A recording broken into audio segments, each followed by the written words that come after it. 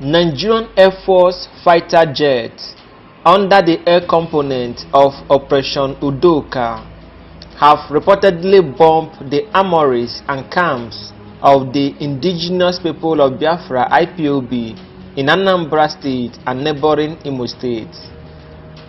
The fighter jet, according to a statement by the Nigerian Air Force spokesman, Air Commando Edward Gabwet, the Nigerian Air Force carried out several airstrikes on the IPOB fighters' hideout in Mother Valley, Osumowu, in Ihiala local government area of Anambra State, and at Ako Ihube in Okigwe local government area of Imo State.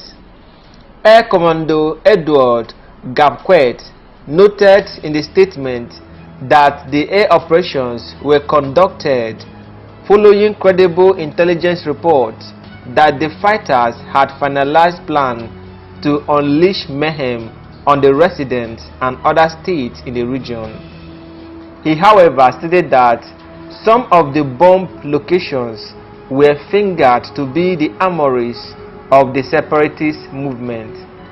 Part of the statement reads, "Aircraft under the air component of Operation Udoka on Tuesday, September 26, 2023, carried out several strikes on IPOB ESN locations at Mother Valley, Osumowu, in Ihiala local government area of Anambra State, and at Ako Ihube in Okigwe local government area of Imo State.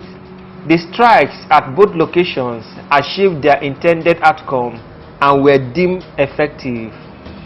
Acting on credible intelligence that IPOB ESN fighters had perfected plans to disrupt civic activities lined up in the coming days in Anambra State and other states in the southeast region of Nigeria from their concealed bunkers/hideouts at Mother Valley, Osumowu.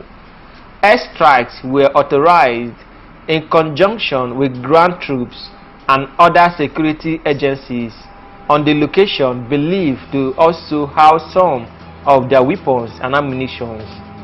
The strikes hit the target and were deemed successful following the ball of fire fleeing IPOB fighters at the location as well as feedback received. Airstrikes were also conducted on the same day in close coordination with surface forces at IPOB ESN hideout camp in Ako Ihube in Imo State after a detailed analysis of intelligence on the IPOB fighters converging at their hideout. Consequently, airstrikes were also authorized to strike the hideouts.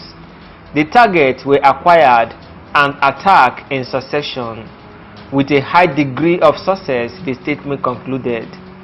The attacks were acquired and attacked in succession with a high degree of success, the statement concluded. Meanwhile, the Bishop of Anglican Diocese of Enugu, Most Reverend Dr. Emmanuel Chukwuma, during the Thanksgiving of Ohaneze Ndigbo at the Church Cathedral, restated a call for Nnamdi Kanu's release to restore peace in the southeast region.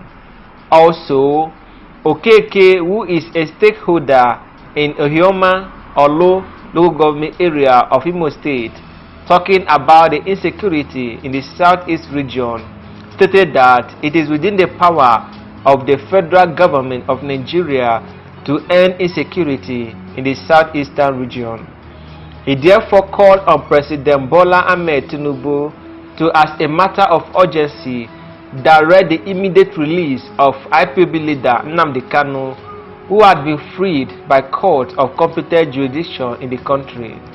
Okeke described Nnamdi Kanu as a respected personality in Igbo land, saying that if he is released, he may be able to address the ongoing insecurity through his words alone.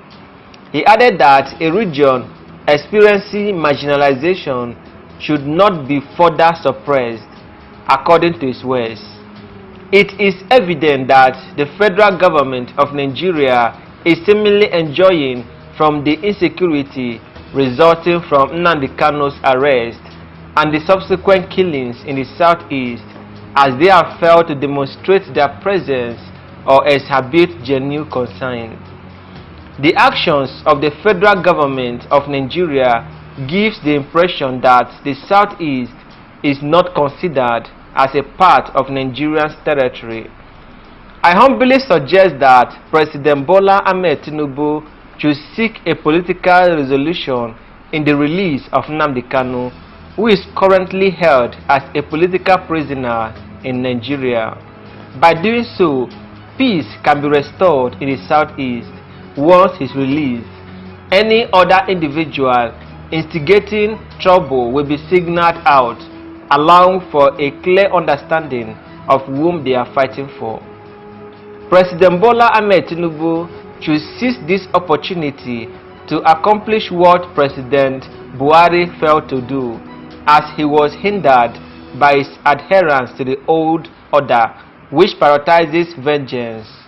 By doing so, President Bola Ahmed Tinubu can establish a name for himself, Okeke stated. However, ex-governor of Imo State, Ikedi Ohakim, has responded to those accusing the incumbent governor of Imo State, Hope Uzodinma, of being responsible for the insecurity in the southeast region, especially in Imo State. According to him, Hope Uzodinma is also a victim of insecurity. Ikedi Ohakim stated this during an interview with Daily Sun. Speaking further, Ikedi Ohakim insisted that Imo State does not have the highest crime rate in the southeast. According to his words, on security, my worry is that some of our people, including members of the elite, create the impression that it is a peculiar problem to the state. Some even go further to insinuate that the governor deliberately hosts insecurity on the state. Nothing can be more nonsensical. Governor Hope Uzodinma is himself a victim of insecurity in the state. I am also a victim. I am in a position to know that the government is doing everything possible to tackle the situation. I can assure you that the government is on top of the situation. As a matter of fact, verifiable statistics within the Nigerian police does not show that Imo has the highest number of crime in the southeast. As a private citizen, I move around the southeast and I can say without any fear of contradiction that on the matter of insecurity, our dear state, Imo State, is not worse. That does not mean that we should give any room for complacency, but we should not blackmail ourselves and act in a manner that will rubbish the collective integrity of our dear state and its people.